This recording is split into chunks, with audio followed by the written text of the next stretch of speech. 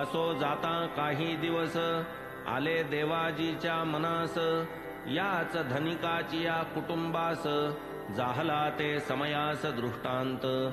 तू तरी हो जागी उठ, बांधी जा त्या देऊळा घुमट, जे खर्चशील त्याची शतपट, तुझ तो नीळकंठ देईल. दुसरे दिवशी तो दृष्टांत पतीच्या कानी घातला साध्यंत, कवडी खर्चता जया प्राणांत, तया हा अत्यंत उद्वेगक.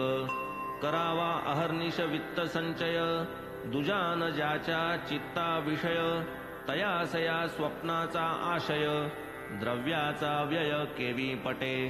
त्याने सांगितले पत्नीस, मी न मानी दृष्टांतास, मुळीच नाही माझा विश्वास, मांडला उपहास तियेचा.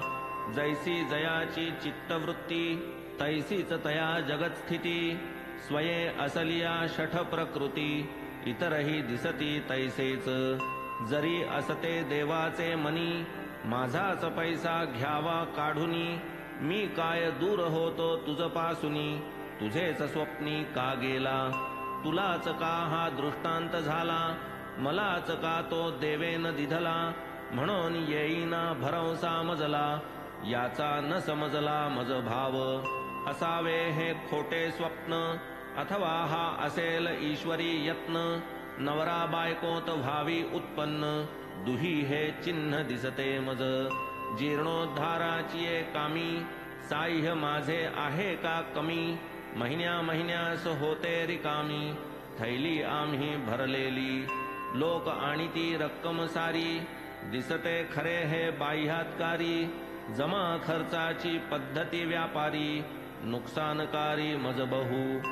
लोकांनाही नाही अवगत, कळावे ते कैसे तुझ प्रत, तेव्हा हा जो तुझा दृष्टांत, येईना यथार्थ मानावया. खरा मानिता होईल फसगत, निद्राभंगे पडती दृष्टांत, ते काय कोणी मानी यथार्थ, धनिके हा सिद्धांत ठरविला.